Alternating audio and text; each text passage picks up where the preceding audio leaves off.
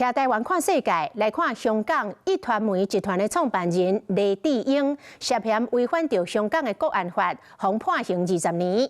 联合国甲美国的国务卿鲁比欧拢呼吁香港政府应该予黎智英人道假释。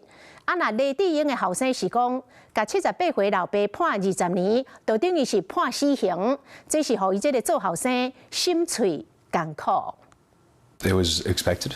We knew that he was going to get this almost comically large sentence. I mean, at 78, 20 years, he'll be close to 100.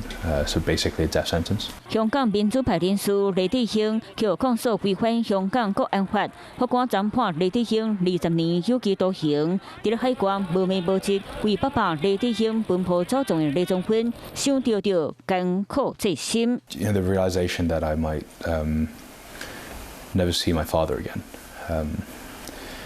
Is one that I wasn't necessarily expecting to feel, and obviously I'll keep fighting on his behalf, and I'll keep having hope. 李宗勋讲，伊听讲爸爸伫咧听宣判时阵真坚强，这会继续抗争的力量。因为黎智英赴英国的国籍，伊呼吁英国首相史凯尔出手相助。美国国务卿鲁比欧伫咧社群平台发文讲，香港当局对黎智英的判决是无公正，而且会互人去甲对心肝。美国请求当局予黎智英人道假释。Our office has reviewed the verdict against Jimmy Lai and is concerned that it criminalises the exercise of freedom of association and expression, including media freedoms. Additionally, we appeal for Jimmy Lai's immediate release. 黎智英的判决出来了后，香港特首李家超讲，这是对勾结外部势力、危害国安的人发出严厉警告。